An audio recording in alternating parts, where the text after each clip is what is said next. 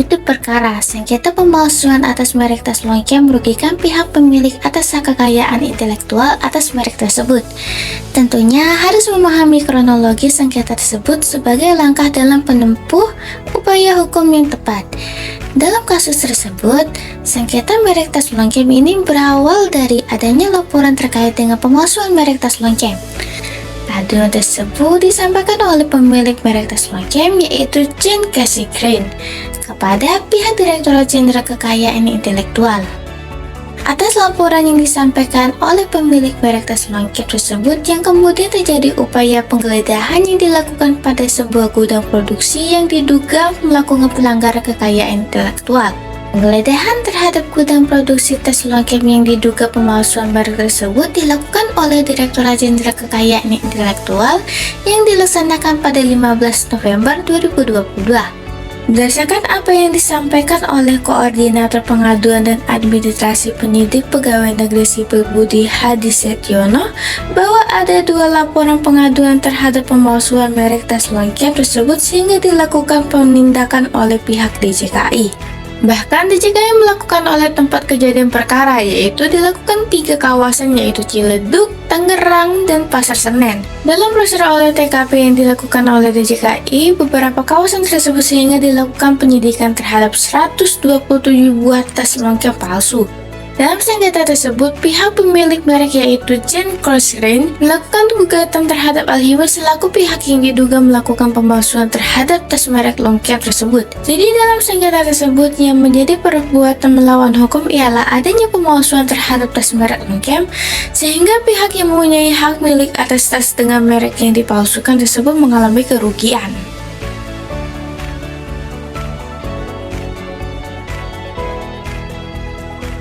Merek adalah suatu tanda yang berupa gambar, nama, kata, huruf, angka-angka, susunan warna, atau kombinasi dari unsur-unsur tersebut yang memiliki daya pembeda yang digunakan dalam kegiatan perdagangan barang dan jasa.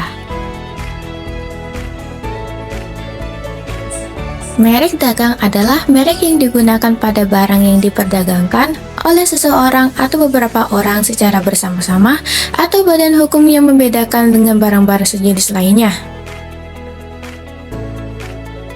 Merek jasa adalah merek yang digunakan pada jasa yang diperdagangkan oleh seseorang atau beberapa orang secara bersama-sama atau badan hukum yang membedakan dengan jasa-jasa sejenis lainnya. Merek kolektif. Merek kolektif adalah merek yang digunakan pada barang atau jasa dengan karakteristik yang sama dengan diperdagangkan oleh beberapa orang atau badan hukum secara bersama-sama untuk membedakan dengan barang jasa sejenis lainnya. Tindakan yang dilakukan oleh Alchemy yang melakukan pemalsuan terhadap tas merek Longchamp tentunya dengan jelas bertentangan dengan peraturan perundang-undangan yang berlaku dan terang memenuhi unsur pasal 101 ayat 1 dan ayat 2 Undang-Undang Nomor 20 Tahun 2016 tentang merek dan indikasi geografis. Karena secara substansi berlandaskan dalam pasal 93 dinyatakan bahwa selain penyelesaian gugatan sebagaimana yang dimaksud dalam pasal 83, para pihak dapat menyelesaikan sengketa melalui arbitrase atau alternatif penyelesaian sengketa. Dari adanya pemalsuan tas merek Longchamp yang dilakukan oleh Alchemy, tentunya ketika suatu sengketa dapat dilakukan penyelesaian dengan mediasi yang mempertemukan kedua belah pihak yang bersengketa.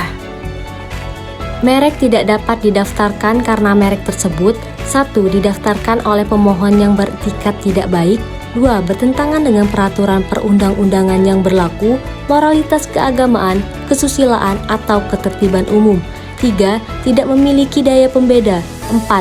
Telah menjadi milik umum, 5. Merupakan keterangan atau berkaitan dengan barang atau jasa yang dimohonkan pendaftarannya. Hal tersebut sesuai dengan pasal 4 dan pasal 5 Undang-Undang Merek. Fungsi merek. 1. Tanda pengenal untuk membedakan hasil produksi yang dihasilkan seseorang atau beberapa orang secara bersama-sama atau badan hukum dengan produksi orang lain atau badan hukum lainnya. 2. Sebagian alat promosi, sehingga mempromosikan hasil produksinya cukup dengan menyebut mereknya. 3. Sebagai jaminan atas mutu barangnya. 4. Menunjukkan asal barang atau jasa dihasilkan.